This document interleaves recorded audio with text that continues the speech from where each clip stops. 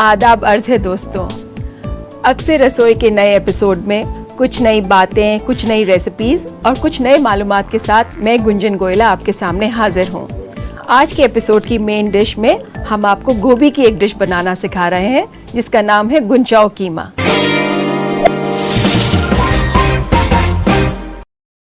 तो शुरू करते हैं। सबसे पहले एक पैन में हम थोड़ा सा तेल गरम करेंगे।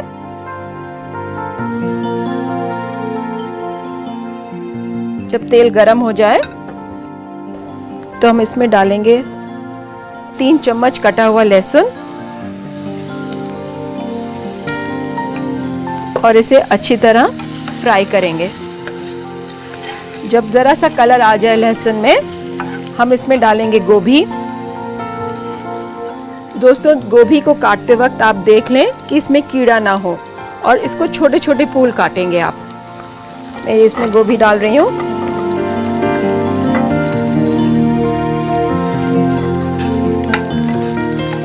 एक बार चला लीजिए इसे। अब हम इसमें डालेंगे 1/4 चम्मच हल्दी,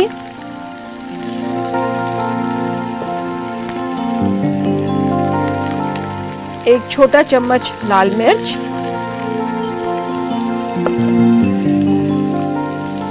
नमक हस्बे जायका और एक बार फिर चला लीजिए इसे। जब अच्छी तरह भुन जाए, हल्का सा पानी डाल दीजिए, कोई 1/8 कप। आपको सिर्फ इसमें गलाना है पानी से।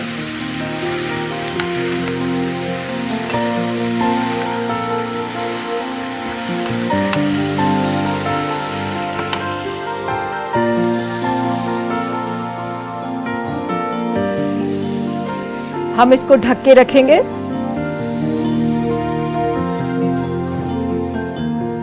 ये तकरीबन हमारी गोभी हो गई है। आप देखेंगे ज़्यादा वक्त नहीं लगा। सीज़न की गोभी बहुत जल्दी गल जाती है। इसे मैं बंद कर रही हूँ और अब हम तैयारी करते हैं अपने सेकंड स्टेप की। पैन गरम कीजिए और इसमें हम भूनेंगे थोड़ा सा खोया।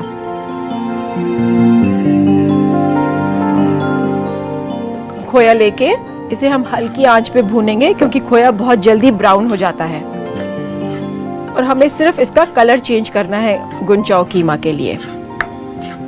हल्की आंच पे भूनते रहिए और चलाते रहिए।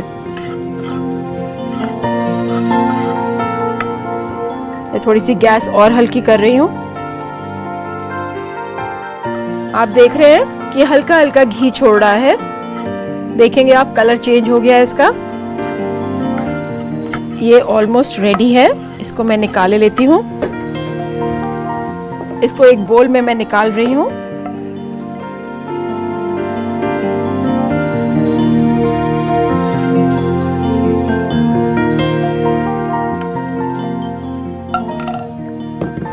अब हम इसे यहाँ रख रहे हैं और हम तैयारी करते हैं अपने नेक्स्ट स्टेप की।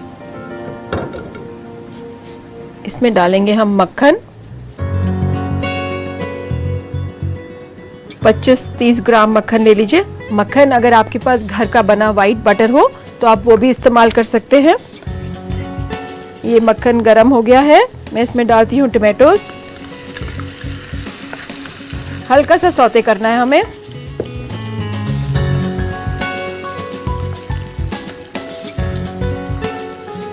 ये गुंचाओ कीमा जो आप देख रहे हैं, ये एक अवधी डिश है क्योंकि इसके नाम से ही आपको लगता है गुंचाओ कीमा। कीमा नॉर्मली नॉन वेजिटेरियन के लिए यूज़ किया जाता है। क्योंकि गोभी को हमने इतना छोटा छोटा काटा हुआ है, इसीलिए इसका नाम कीमा पड़ा है।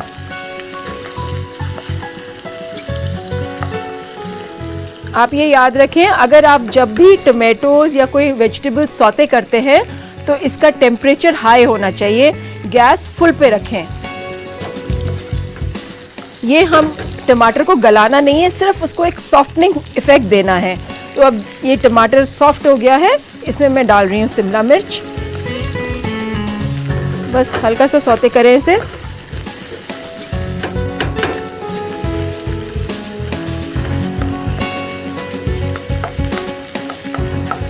अभी देखिए मेरा तैयार है ये। मैं गैस बंद कर रही हूँ। इसमें मिलाते हैं भुना हुआ खोया।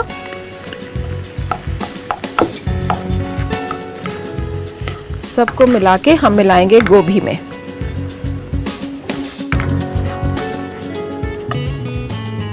गोभी का पैन हटा के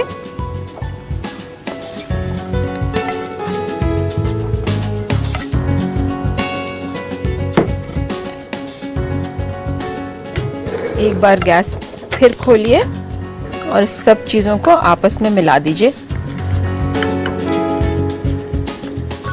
आप देख रहे हैं इसमें रेड, येलो, ऑरेंज तीनों का बहुत अच्छा कॉम्बिनेशन बना है। इसमें अब हम डालेंगे पौना चम्मच चाट मसाला, आधा चम्मच गरम मसाला,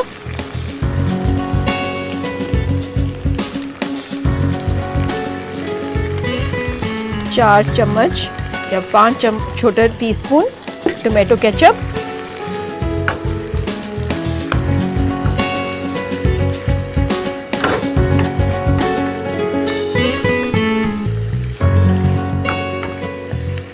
लेमन जूस जो कि एक एसिड भी है।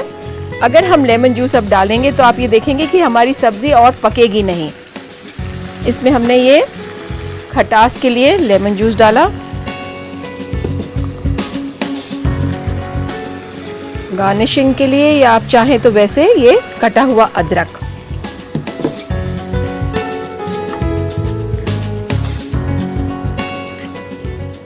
थोड़ा सा धनिया आप अभी डाल दें और बाकी हम गार्निशिंग में डालेंगे।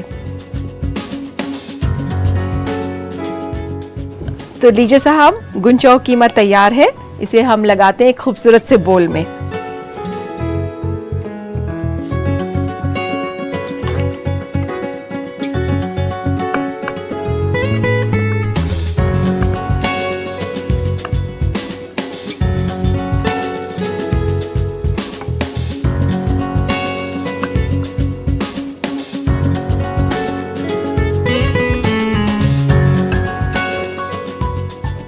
अगर आप चाहें तो ऊपर से थोड़ी सी गार्निशिंग करें, थोड़ा सा धनिया, थोड़ा सा गरम मसाला। तो साहब तैयार है हमारा गुंचाओ कीमा।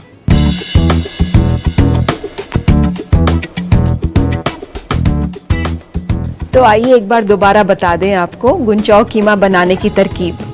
गुंचाओ कीमा बनाने के लिए हमें चाहिए 600 ग्राम फूल गोभी, 25 से 30 ग्राम मक्खन, 30 ग्राम कटा हुआ शिमला मिर्च, 1/3 छोटा चम्मच चाट मसाला, 1 छोटा चम्मच मिर्च पाउडर, 15 ml खाना पकाने का तेल, 1 छोटा चम्मच कटा हुआ हरा धनिया, 3 छोटा चम्मच कटा हुआ लहसुन, 1 छोटा चम्मच कटा हुआ अदरक, 1 अदद नींबू का रस, आधा छोटा चम्मच गरम मसाला, 60 ग्राम खोया, नमक हस्बे जायका, 5 छोटे चम्मच टोमेटो केचप, 2 बड़ा चम्मच कटा हुआ टमाटर और 1/4 छोटा चम्मच हल्दी पाउडर।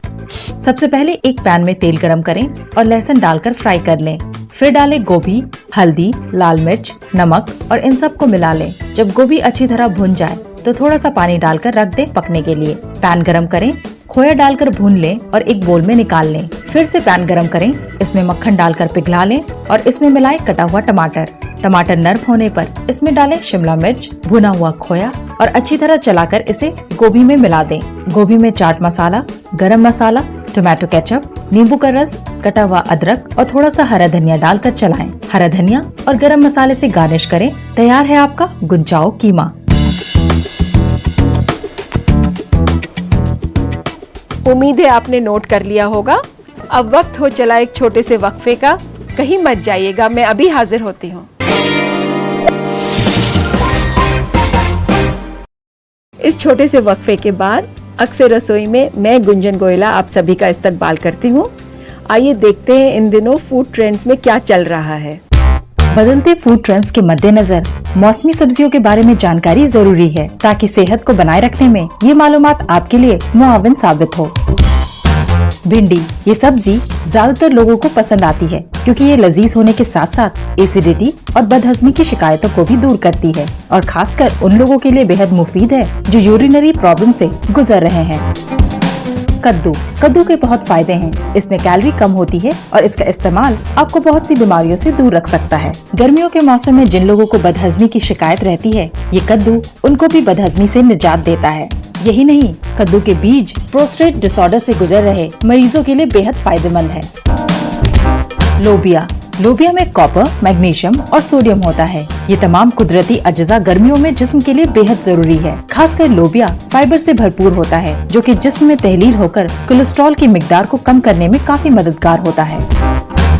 मटर में सल्फर, फास्फोरस और क्लोरीन होता है जो जिस्म में दौरान खून को ठीक रखता है। मोटापा और वजन को कम करने वालों के लिए मटर का इस्तेमाल बेहतर तो है, मगर उनके लिए परेशानियों का बाइस बन सकता है जो इसका ज्यादा इस्तेमाल करते हैं। लौकी, तोरी और टिंडा, ये तीनों सब्जियां ग़िज़ाइयत से भरपूर है और मैदे को ठंडक पहुंचाती है। दरअसल गर्मियों की ये खास सब्जियां हैं। इनकी खासियत ये है कि ये बेहद आसानी से हजम हो जाती हैं और ज़ियाबतीस के मरीजों के लिए तो ये किसी दवा से कम नहीं। इसके अलावा आप गर्मियों में पुदीना, करेले, तुलसी, मशरूम, आलू, खीरा, बैगन और पालक का इस्तेमाल कर सकते हैं। ये सब्जियां आपको तंदुरुस्त ही नहीं, ताजगी भी फराहम करेंगे। चलिए, अब मैं ज़्यादा नहीं इंतज़ार कर सकती और लेती हूँ आपके ख़त। तरन्नुम लखनऊ से कहती हैं कि गुंजन जी कैसे हैं आप? मुझे आपका शो अक्सर रसोई बहुत पसंद है। वो ये भी कहती हैं उन्हें पास्ता बनाना बहुत अच्छा लगता है, मगर अक्सर उनका पास्ता स्टिकी और लसलसा बनता है। इसका सही तरीका बताएं। तरन्नुम, शुक्रिया, आपको हमारा शो पसंद आ रहा है, इसके लिए मैं आपकी बहुत शुक्रगुजार हूँ। पास्ता बनाने के लिए आपको कुछ चीज़ों की एहतियात बरतनी पड़ेगी। पहली बात, पास्ता आप जब भी उबालें उसे ठंडे पानी में ना उबालें।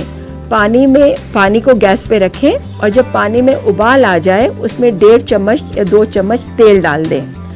जब अच्छी तरह उबल जाए उसमें आप पास्ता डालें और पास्ता को एक वर्ड हम फ्रेंच में कहते हैं एल डांटे, जिसका मतलब होता है बस कुछ दांत से कटने लायक। और जैसे ही उस स्टेज पे आपका पास्ता पहुंचे, आप फौरन उसको छन्नी में छानिए और एक ठंडे पानी में, रनिंग वाटर में उसे साफ कीजिए। और उसके बाद अगर आपको बनाने में कुछ वक्त लग रहा हो तो एक बोल में ठंडा पानी लें, थोड़ा सा तेल फिर डालें उसमें और पास्ता उसमें डाल के रख दें। इससे आपका पास्ता आपस में चिपकेगा भी नहीं और लसलसा भी नहीं बनेगा, क्योंकि आप उसे ओवर बॉईल कर रही हैं। आल डांते का मतलब यही है कि वो उतनी स्टेज पे हो जो आपके दांत से आराम से कट जाए, कच्चा भी ना हो और ओवर कुक भी ना हो। जमशेदपुर से दिव्या ने एक इंटरेस्टिंग सवाल लिखा है। वो जानना चाहती है टमाटर के पेस्ट और टमाटर प्यूरी में क्या अंतर है। दिव्या, इस सवाल का जवाब बहुत सिंपल है। टोमेटो पेस्ट यानी कॉन्सेंट्रेटेड फॉर्म होता है और टोमेटो प्यूरी जब आप किसी मिक्सी या ब्लेंडर में चलाती हैं तो उसे हम टोमेटो प्यूरी कहते हैं। उम्मीद है आप सबको मेरे इस जवाब से अपने जवाब भी मिल गए होंगे। अब वक्त हो चला एक छोटे से ब्रेक का, कहीं मत जाइएगा, मैं अभी हाजिर होती हूँ। छोटे से वक्फे के बाद मैं गुंजन गोयला आप सभी का एक बार फिर से इस्तकबाल करती हूँ। अब हम बनाने जा रहे हैं ग्रिल्ड तुलसी पनीर, जो कि ज़ियाबतीस के मरीजों के लिए बहुत ही फायदेमंद है।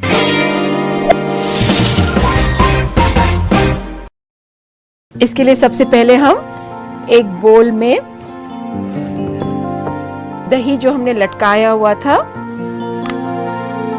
4 से 5 टीस्पून या 2.5 टेबलस्पून लेंगे। अगर आप ये लगभग 400 ग्राम पनीर है उसके हिसाब से मैं आपको ये रेसिपी बता रही हूँ। इसमें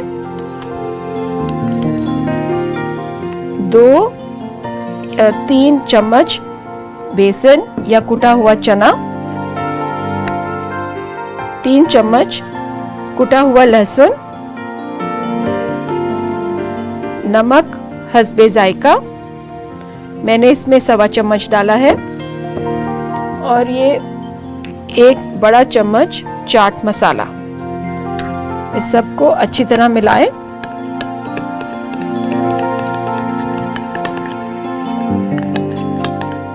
अगर आप हंग कर्ड नहीं लेंगे तो आपका ये मैरिनेट पतला होगा। ये हंग कर्ड बेसन आपके मैरिनेट को गाढ़ा करेगा और एक टेक्सचर देगा पनीर को। आप चाहें तो इसे चख लें जरा सा। परफेक्ट। अब इसमें हम डालेंगे तुलसी। एक बार फिर अच्छी तरह मिलाएं। याद रखिए जब आप ये मिक्सचर बना रहे हैं तो इसमें नमक मसाला थोड़ा ज़्यादा तेज़ होना चाहिए, क्योंकि अभी आप इसमें पनीर कोट करेंगे और पनीर कोट करने के बाद जब कुकिंग होगी तो सॉल्ट और मसाला थोड़ा निकल जाता है। तो इन सब पॉइंट्स का अगर आप एहतियात रख के बनाएंगे आपकी डिश लजीज बनेगी। ये तैयार हो गया है हमारा। इसमें हम डालेंगे पनीर।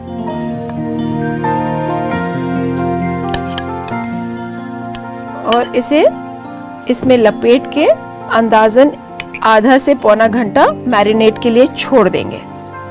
अगर किसी वजह से आपका दही पतला है या आपका मैरिनेट ज़्यादा बन गया तो कोई घबराने की बात नहीं है। आप उसको मैरिनेट को थोड़ा अलग से निकाल लें और किसी और चीज़ में भी इस्तेमाल कर सकते हैं। इसको एक बार अच्छी तरह चलाएं। इसको दोस्तों हम लगभग आधा घंटा से पौना घंटा मैरिनेट के लिए छोड़ेंगे। उसके बाद हम शुरू करेंगे इसकी फ्राइंग। तुलसी के पत्ते खून में मौजूद चीनी को कम करते हैं और इसके साथ साथ आपके इम्यून सिस्टम को भी स्ट्रॉन्ग करते हैं। अगर आप पनीर घर पे बना रहे हो तो एहतियात बरतिए कि पनीर को अच्छी तरह पैट ड्राई करिए किचन टॉवल से, नहीं तो उसका जो पानी है इस मैरिनेट में रह जाएगा और आपका मैरिनेट पतला हो जाएगा। आधे घंटे बाद हमारा पनीर कुछ इस तरह दिखेगा। अब हम इसे पैन में पकाएंगे। अगर आप चाहें तो आप इसे ग्रिल कर सकते हैं, ओवन में भी पका सकते हैं। पैन फ्राइंग के लिए आप एक पैन गरम कीजिए, थोड़ा सा कुकिंग ऑयल डालिए,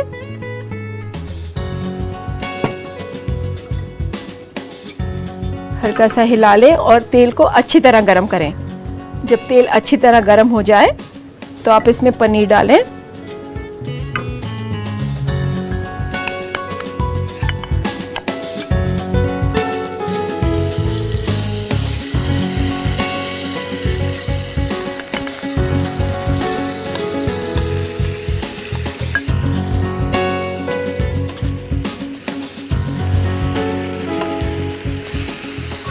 दोस्तों अगर आप चाहें तो आप इस कुकिंग की बजाय आप इसे ओवन में भी कुक कर सकते हैं, ग्रिल पे भी कर सकते हैं और आप चाहें तो माइक्रोवेव में भी हो जाएगा।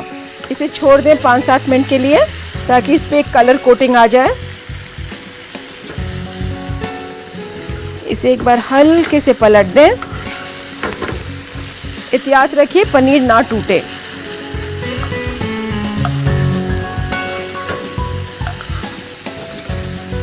इसको हम हल्के हाथ से पलटेंगे और देखेंगे इस पे कलर आने लगा है।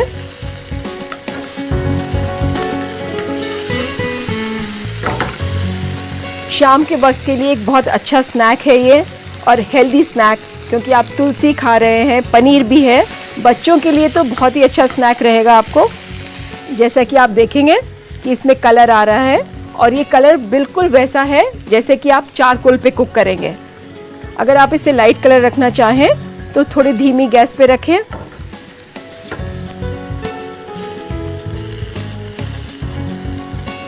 ये तकरीबन तैयार है और इसे मैं लगाती हूँ एक सर्विंग डिश में।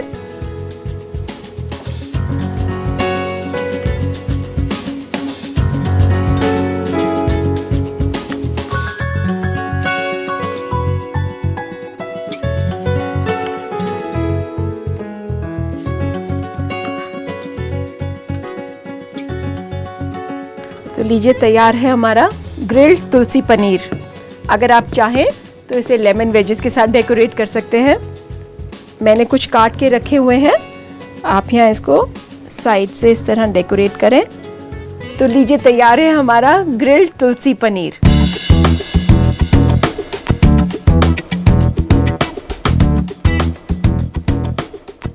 आप भी अपने घर पे ट्राई करिएगा और मुझे बताइएगा कैसा बना आपका ग्रिल्ड तुलसी पनीर। तो लीजिए एक बार फिर से दोहरा लेते हैं इसके बनाने का तरीका। ग्रिल्ड तुलसी पनीर बनाने के लिए हमें चाहिए 400 ग्राम पनीर, तिकोना कटा हुआ, 2.5 बड़ा चम्मच दही मलमल के कपड़े में आधे घंटे टंगा हुआ, 3 छोटा चम्मच चना पाउडर, 3 छोटे चम्मच लहसुन कुटा हुआ, 1 छोटा चम्मच नमक, 1 बड़ा चम्मच चाट मसाला, 2.5 बड़ा चम्मच खाना पकाने का तेल और 1/4 कप तुलसी पत्ता कटा हुआ। सबसे पहले एक बोल में दही, चना पाउडर, कुटा हुआ लहसुन, नमक, चाट मसाला और तुलसी डालकर मिलाएं। फिर पनीर डालकर इसे आधे घंटे मैरिनेट के लिए छोड़ दें। एक पैन में तेल गरम करके पनीर डालें, इसे 5 से 7 मिनट तक फ्राई करें। इसे सर्विंग डिश में निकालें और लेमन स्लाइस लगाकर सर्व करें। तैयार है आपका ग्रिल्ड तुलसी पनीर।